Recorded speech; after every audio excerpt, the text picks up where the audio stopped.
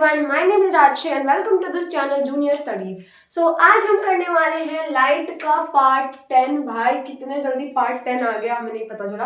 बस इसके पास दो पार्ट और आएंगे, एक लेंस वाला पार्ट आएगा और एक ह्यूमन आई का आएगा। ह्यूमन आई में कुछ पार्ट्स और आ सकते हैं बट अभी तक दो पार्ट्स और लेके चलते हैं।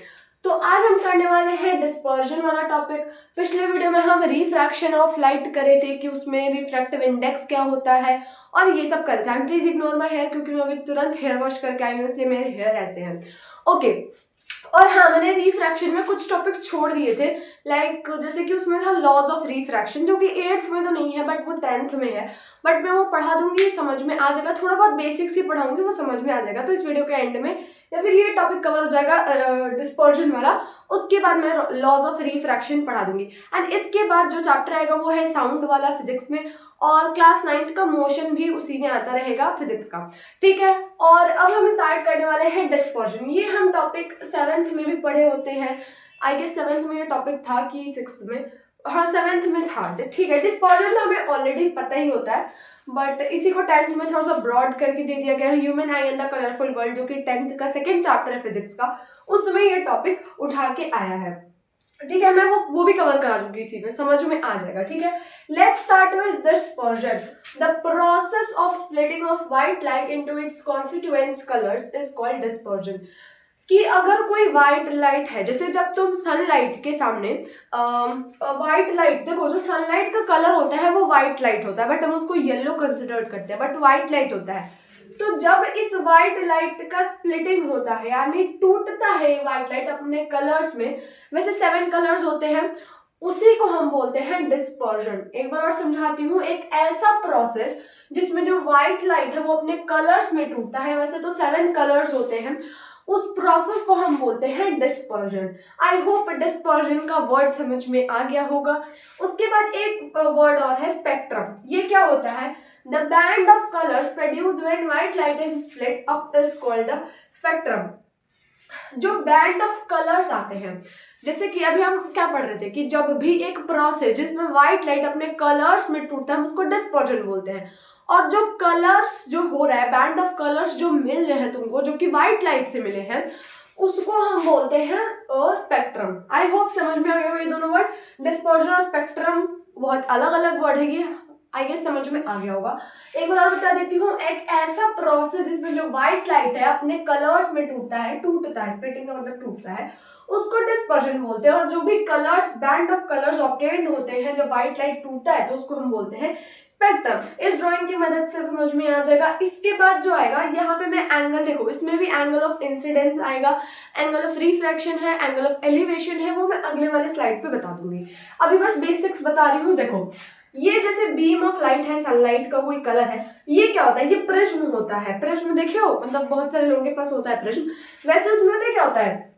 उसमें ऐसे होता है, ये ऐसे तो नहीं होता, पीछे भी एक वो एक पीछे भी ना एक ऐसे होता है, और कैसे बताऊं, मतलब ऐसे ही होता है, मतलब ये ट्रायंगल होता है भाई, मतलब ये आगे से है भाई, पीछे एक होता है। ठीक है, उसमें 2 ट्रायंगुलर होता है और 3 जो होता है रेक्टेंगुलर होता है। मतलब ऐसे पीछे जाएगा रेक्टेंगुलर रेक्टेंगुलर, फिर पीछे एक और ट्रायंगल होता है। तो क्या होता है? 2 ट्रायंगल प्लस 3 रेक्टेंगल होता है। किसमें होता है? प्रिज्म में होता है। प्रिज्म तो देखे होगे तुम। तो जब भी तुम उसको सनलाइट के पास रखोगे, बीम ऑफ लाइट यानी सनलाइट की मान लो रे आ रही है, तो वो क्या होगा? इसमें भी रिफ्रैक्शन हो रहा है। क्या करते हैं हमें? क्या करना चाहिए? हम तो सोचते हैं कि भाई ये तो सीधा निकल जाएगा, ऐसे निकल जाएगा, ये यहाँ से कटा, ये ऐसे सीधा निकल जाएगा, यही होना चाहिए ना। बट यहाँ ये नहीं होता है। क्यों? क्योंकि रिफ्रैक्शन हो रहा है। ये दूसरा मीडियम है, ये दूसरा मीडियम है। ठीक है, तो इसलिए क्या होता है? इसमें रिफ्रैक्शन होता है।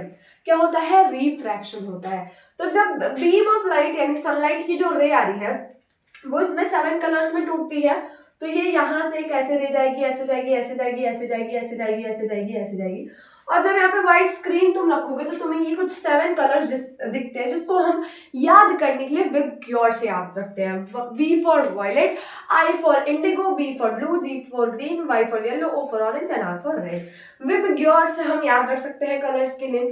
और यही बैंड ऑफ कलर्स को हम क्या बोलते हैं, स्पेक्ट्रम बोलते हैं। और जब व्हाइट लाइट ये टूट रहा है, इस प्रोसेस को हम डिस्पर्जन बोलते हैं। आई होप ये वाला समझ में आ गया। बहुत बेसिक्स है यार, ये तो 7th में भी तुम पढ़े होगे, ये सब तो आसान है, ठीक है। ये है that deviation is maximum for violet and the minimum for red. जो डेविएशन होता है यानी जब रिफ्रैक्शन हो रहा है तो वो कितना ज्यादा, लाइक देखो ये मीडियम में से टूट रहा है, ये सीधा जा रहा है, ज्यादा डेविएट तो नहीं हो रहा है, ज्यादा डिवेट हो रहा है क्या, लेकिन ये देखो ये कितना ज्यादा झुक गया नीचे, झुक गया ना नीचे, यहाँ से देखो ये यहाँ आ गया, और ये तो मतलब ऐसे ज्यादा कुछ उतना नहीं है, तो उसी को हम मैक्सिमम और मिनिमम डेविएशन बोलते हैं। तो जो डेविएशन होता है वो होता है मिनिमम, वॉयलेट में जो होता है वो मैक्सिमम होता है डेविएशन, और मिनिमम फॉर रेड। ये याद रखना, डायरेक्ट क्वेश्चन आ सकते हैं कि मतलब वो जो भी डिस्पर्जन होता है प्रिज्म में, उसमें कौन सा डेविएशन में मैक्सिमम होता है, कौन से कलर में डेविएशन मैक्सिमम होता है, कौन से में मिनिमम होता है। तो मैक्सिमम होता है वॉयलेट के लिए, देख लो ना कितना झुक रहा है वो नीचे, इससे याद कर लो झुक रहा है और कितना ज्यादा वो हो रहा है। तो मैक्सिमम होता है वॉयलेट के लिए और मिनिमम होता है रेड के लिए। और हाँ एक चीज और, इसको हम डिस्पर्जिंग प्रिज्म भी बोलते हैं। अच्छा, इसके बाद एक जो टॉपिक है हम उसमें ये पढ़ेंगे कि ये ऐसे आ गए ना, फिर हम एक और यहाँ पे वो रखेंगे, क्या कहते हैं, प्रिज्म रखेंगे।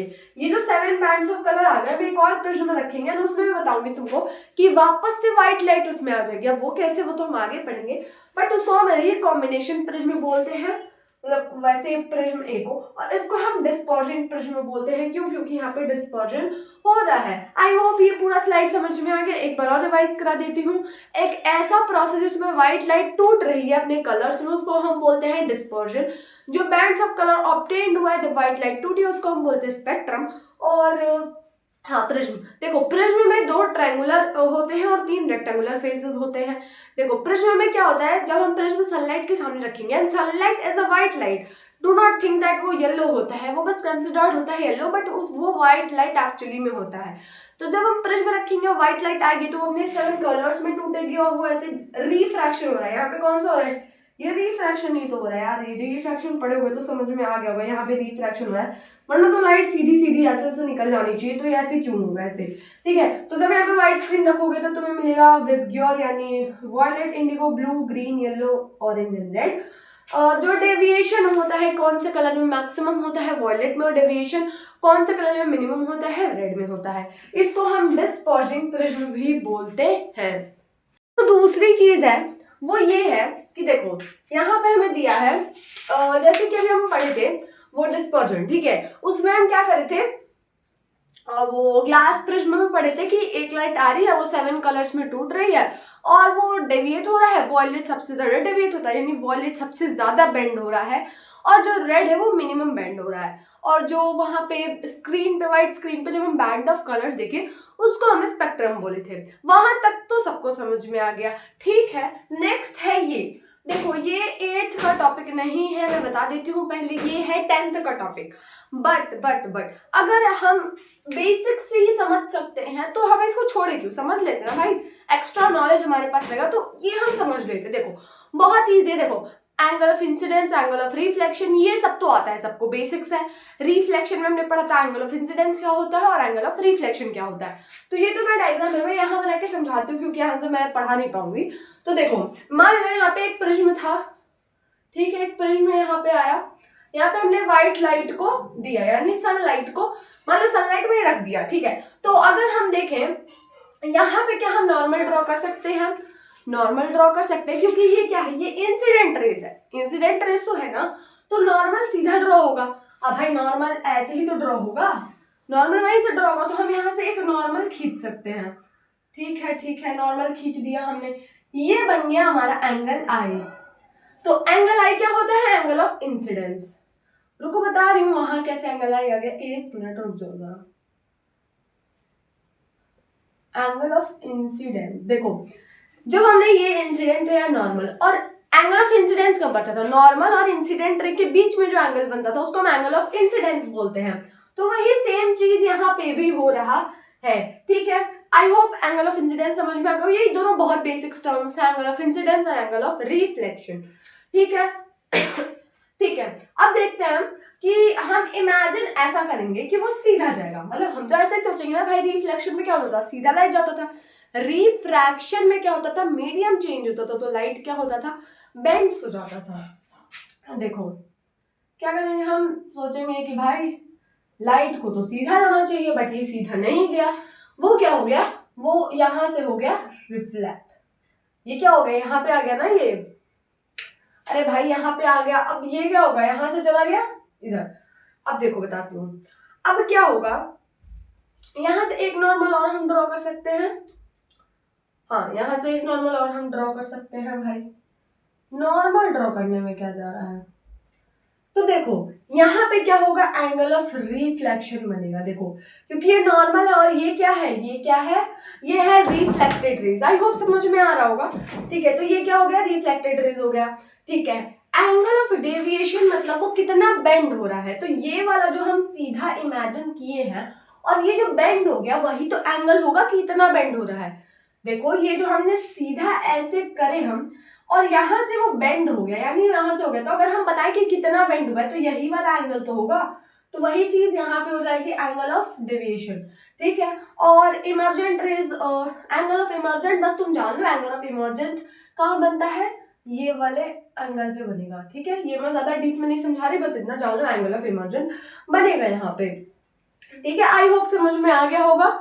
आई होप समझ में आ गया होगा। एंगल आर क्या होता है, angle of reflection, angle of reflection. हाँ भाई, रिफ्लेक्ट तो हो रहा है। ठीक है, चलो ये तो तुम खुद से कर सकते हो। एंगल डी क्या था, एंगल ऑफ डेविएशन, यानी कितना वो बेंड हो रहा है, उसका एंगल को हमें बताना है। आई होप ये समझ में आ गया, बहुत इजी था। एक बार और बता देती हूँ। देखो जब हम लाइट को ऐसे किए, यहाँ पे हमने एक नॉर्मल ड्रॉ किया, तो ये हो जाएगा एंगल आई। ठीक है, और यहाँ से हम जब किए तो एंगल ऑफ डेविएशन बता सकते हैं और एंगल आर। आई होप ये वाला टॉपिक सबको समझ में आ गया। वैसे भी 10th में है, बट मैंने 8th में भी समझा दिया है। ठीक है, anyways the next is very easy यार। अभी हमने क्या पढ़ा था, एक हमने प्रिज्म पढ़ा था जिसको हम बोलते थे डिस्पर्जिंग प्रिज्म। वो क्या करता था कि वो जो व्हाइट लाइट था उसको 7 कलर्स में तोड़ देता था। अब यहाँ पे देखो क्या हो रहा है, यहाँ पे पहले हमने एक प्रिज्म को रखा, सेम चीज होगा, सेम चीज तो होगा ना। अच्छा हाँ, एक चीज और देखो, रिफ्रैक्शन यहाँ पे क्यों हो रहा है। देखो रिफ्रैक्शन यहाँ पे लाइट बेंड क्यों कर रहा है। भाई हम कैसे कहते कि यहाँ लाइट क्यों बेंड कर रहा है। देखो जब तक लाइट आ रहा था प्रिज्म में, तब तक वो लाइट कहाँ था, एयर में था। प्रिज्म किसका बना होता है, ग्लास का बना होता है। फिर ग्लास से वो एयर में चला आता है, तो भाई चेंज तो होगा ना, चेंज तो होगा ही। ठीक है, और हाँ चेंज हो गया। और इसको, ये जो नीचे वाला होता है इसको हम बेस बोलते हैं प्रिज्म का। आई होप ये समझ में आ गया होगा। और जो हाँ एंगल डी होता है वो डिफरेंट होता है डिफरेंट कलर के लिए, क्योंकि डिफरेंट कलर, जैसे जो वॉयलेट था वो ज्यादा बेंड करता था, यानी उसका डेविएशन जो था वो ज्यादा था। तो अलग अलग कलर के लिए अलग अलग डेविएशन होता था। ठीक है, देखो यहाँ पे सिंपल, यहाँ पे जैसा हो रहा था वैसा कर लो। व्हाइट लाइट दिया, डिस्पर्जन हुआ 7, ये 7 मैंने नहीं बनाया, कुछ ही बनाया, बस समझाने के लिए बनाई मैं। फिर यहाँ से ये कलर्स टूट गए। ठीक है, ये हो गया। अब देखो, अब हमने क्या करा कि हमने एक प्रिज्म को और उल्टा करके रख दिया। भाई ये तो था सीधा, अब तक हमने क्या किया, इसके बेस को ऊपर ला दिया और उल्टा कर दिया इस ट्रायंगल को। तो अब क्या होगा भाई, जो लाइट रे आ रही थी वो ऐसे मिलेंगी मिलेंगी मिलेंगी मिलेंगी, और जो तुम एयर में लाइट देखोगे वो होगा व्हाइट लाइट। यस, वो होगा व्हाइट लाइट होगा। देखो यहाँ पर हमने क्या किया, ये सब तो सबको पता है क्योंकि अभी हम जस्ट पढ़ के आए थे। ठीक है, ये हमने क्या, डिस्पर्जन हुआ, लाइट टूटा, फिर हम दूसरा एक ट्रायंगुलर प्रिज्म को रख दिए जिसका जो बेस है वो ऊपर रख दिया गया है। ये मत समझना ये ए डैश क्या है, सी डैश और बी डैश, ये हम अलग अलग टर्म्स के लिए यूज कर सकते हैं। अगर दो चीज दिया और दोनों का ए हो तो हम एक को ए मान सकते हैं, एक को ए डैश मान सकते हैं। तो बस इसी ट्रायंगल को हमने उल्टा कर दिया है प्रिज्म को। फिर यहाँ पे क्या हुआ कि हमारा जो लाइट का रे था वो ऐसे ऐसे एक जगह मिला, और यहाँ पे बाहर हमने देखा तो भैया व्हाइट लाइट फॉर्म हो गई थी। क्या हो गई थी, व्हाइट लाइट फॉर्म हो गई थी। तो इसको हम रिकॉम्बिनेशन प्रिज्म भी बोलते हैं, उसको डिस्पर्जिंग प्रिज्म बोलते थे, इसको हम क्या बोलते हैं, रिकॉम्बिनेशन प्रिज्म बोलते हैं। आई होप ये सबको समझ में आ गया होगा। ये प्रिज्म ए है, ये प्रिज्म बी है। आई होप सबको समझ में आ गया होगा। एक बार और बता दूं। देखो ये वाला तो बहुत इजी है भाई, देखो ये उतना काम का नहीं है, बस ऊपर ऊपर से बता देती हूँ।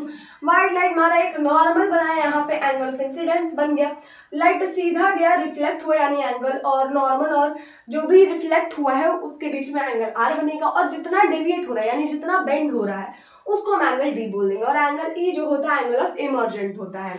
इसमें क्या किया हमने, बस सिंपल जैसे हम डिस्पर्जन कराते थे, एक प्रिज्म से वो डिस्पर्जन करा दो, उसके बाद एक सेम टू सेम प्रिज्म को उल्टा करके रख दिया, बस बेस क्या हो गया, ऊपर हो गया।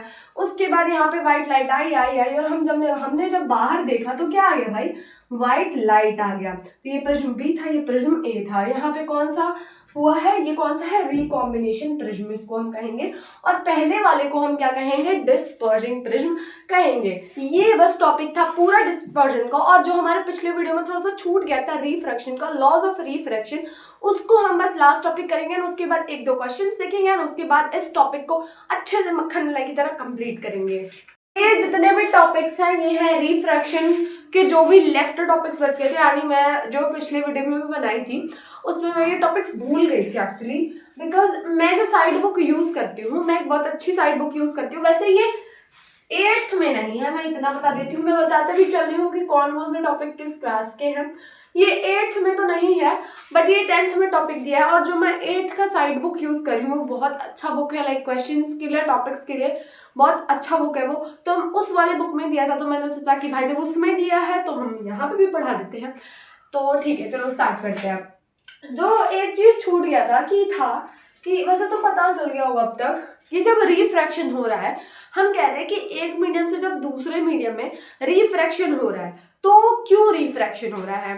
भाई मान लो यहाँ पे एक कोई भी मीडियम है, यहाँ से लाइट आई, ये नॉर्मल हमने बनाई, और ये लाइट ऐसे चली गई, ठीक है, सीधी तो नहीं जाएगी भाई, तुमको बता रही हूँ।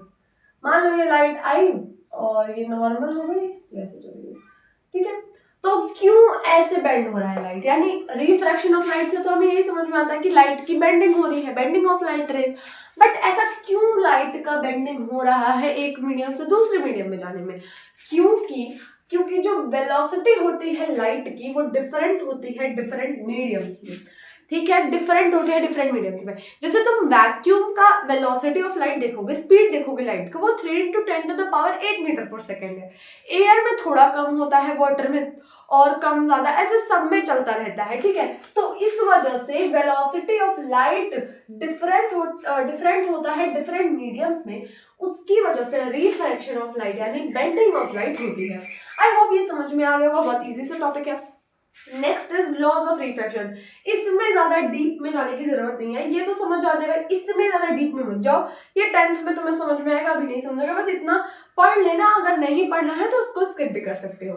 लॉज ऑफ रिफ्रैक्शन क्या कहता है, पहला लॉ जो कि रिफ्लेक्शन का था वो क्या था, दो लॉज ऑफ रिफ्लेक्शन थे, क्या थे, कि angle of incidence is equals to angle of reflection, and the incident ray the normal and the reflected rays lies on the same plane.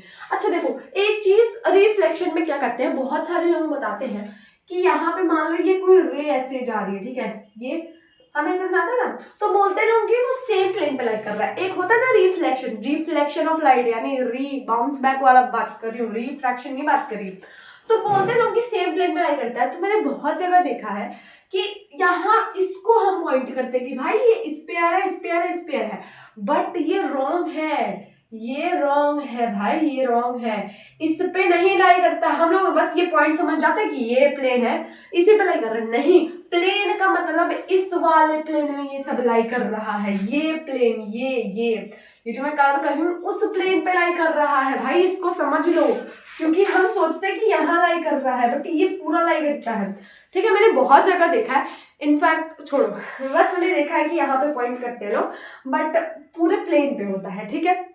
I hope समझ में आ गया होगा।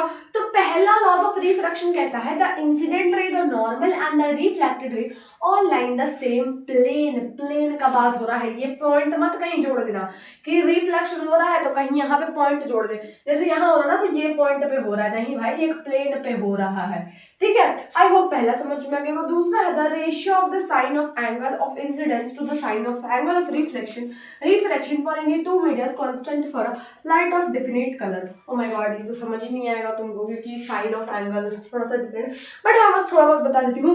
जो रेशियो होता है sine of angle of incidence का, यानी sine I upon में साइन आर, आई जो होता है angle of incidence, sine R जो होता है एंगल ऑफ रिफ्लेक्शन, तो रिफ्रैक्शन सॉरी, तो the sine of angle of refraction होता है टू मीडिया के लिए कांस्टेंट होता है। For a light of definite colour के लिए टू मीडिया के लिए कांस्टेंट होता है। कौन सा ratio? Sine of angle upon में sine of angle of reflection. ये तो वो नहीं समझ में आएगा, इसलिए मैंने बोला कि इसको ज्यादा डीप में जाने की जरूरत नहीं है, बिकॉज ये अभी तुम्हें नहीं समझ में आएगा। 10th में जाओगे तो पढ़ोगे भाई, अभी मत पढ़ने की कोई जरूरत नहीं है, ठीक है। तो मैंने बहुत सारे क्वेश्चन सर्च करे डिस्पर्जन के, बट उतना कुछ नहीं मिला क्योंकि बहुत छोटू सा टॉपिक है डिस्पर्जन। बट मैं क्वेश्चन बता सकती हूँ जो वेरी शॉर्ट या वेरी शॉर्ट में अलाउ में कुछ भी आ सकते हैं। डिस्पर्जन का डेफिनेशन आ सकता है, स्पेक्ट्रम आ सकता है, और ये याद रखना कि जब व्हाइट लाइट टूटते हैं तो कौन कौन से कलर होते हैं? विद ग्योर होते हैं। कौन सा ज्यादा डिविएट करता है, कौन सा कम डिविएट करता है, ये आनी चाहिए। और क्या आना चाहिए भाई, और क्या हमने पढ़ा था?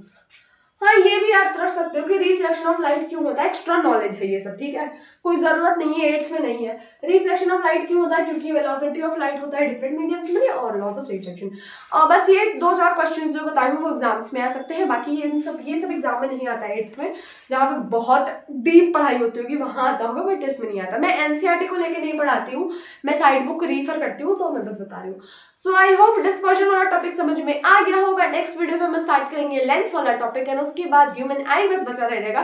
उसके बाद ये चैप्टर पूरा का पूरा कंप्लीट हो जाएगा। And if you want any chapter, कोई भी चैप्टर पढ़ना है तो तुम कमेंट में बता सकते हो। Till then take care, bye bye, see you soon.